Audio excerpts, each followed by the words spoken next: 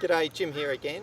And common mistake number 2 that I see is that most people don't get fitted correctly for their golf swing.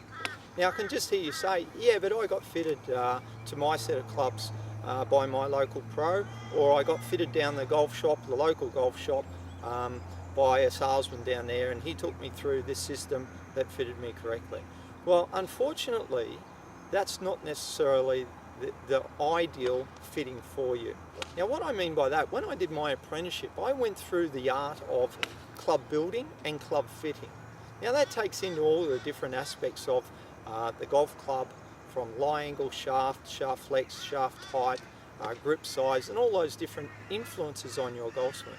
Now for me personally, when I was playing, I made sure that I had the right fitted clubs for me, because my coach was from old school, if you like, and made sure that I got the right fitting golf clubs.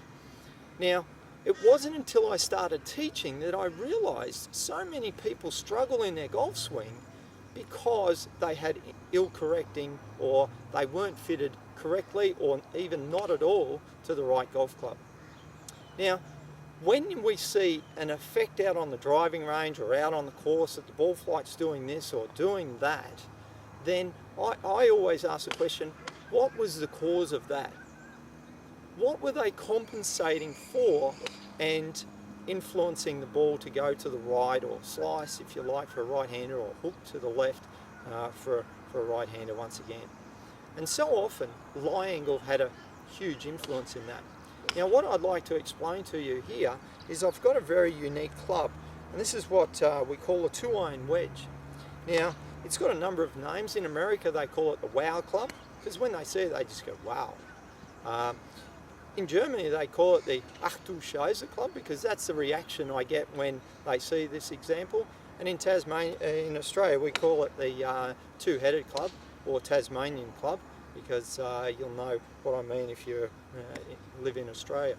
Now what I want to do is explain how this works and how you can understand the influence of lie angle, or how that will influence your ball flight. So with this 2-iron wedge here, what I've got is the wedge is welded to the top of the 2-iron so that the sole is also parallel to each other and the leading edges are parallel to each other. Now if I was to put a shaft in the club face here of the wedge and hold that so that the sole of the club is parallel to the ground, you can see that that shaft is pointing in let's say to the target line. Now as soon as I tilt that club up onto the toe, you can see how that shaft is now pointing to the right. So what happens, what I was seeing in teaching, is most people were then trying to compensate and close the club face, or they might do this through a strong grip or whatever the compensation was. So that was what we saw as the effect. However, the problem with that is if they did that with their wedge, and then we get the 2-iron, and the same compensation that we make here with the wedge, you can see that the 2-iron is now going low and left. Well, the only way to fix that is if we have the sole of the club impacting the ground, and as you can see here, that both shafts are now pointing in the right direction. Now, if you're soling the club at impact too much on the toe and it leans out to the right there, you can see the ball's going to go a lot further right with the wedge than it is with the 2-iron. So we can't possibly make the same swing. Now I don't know if you're good enough, but I'm certainly not to be able to do this. And vice versa, if we have it on the heel here, you can see that the 2-iron is going just slightly left of the target, whereas the wedge would go along a lot further left. So therefore, the only way to ensure that we've got little effect or no effect at all from the lie angle is to have the club soling at impact flat on the ground. Now that doesn't mean at address.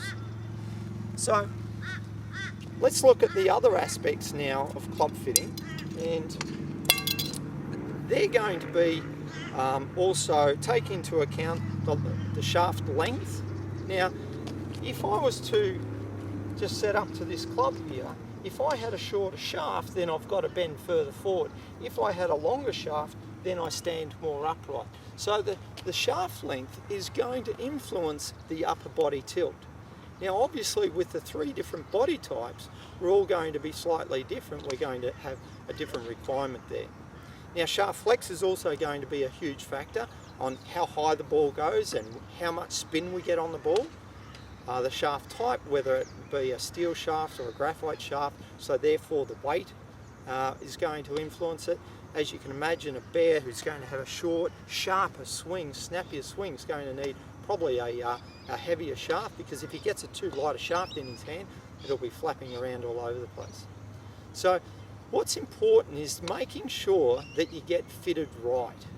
And the only way to do that is get fitted by a PGA pro that has your swing interests at hand. Not a salesperson that is just looking to make a sale, and you walk into a golf shop and you go, yeah, that's the right lie angle, but it could be for the wrong swing. So make sure you get fitted. Now, when I started doing this with my students, I automatically saw a huge improvement that they can develop a lot more consistency in their swing, but I would also only fit them to the correct swing. So the first time I might check that their lie angle wasn't right, I'd get them in a neutral position where it didn't have any influence, and then I could go about teaching them, and we might have to adjust it a degree or two. So that's where often I used my club to teach them with until we got them on the right track. So common mistake number 2, people don't get fitted correctly. It's a huge factor. I'd strongly recommend you go and do your lie angle test at least and check those shaft lengths.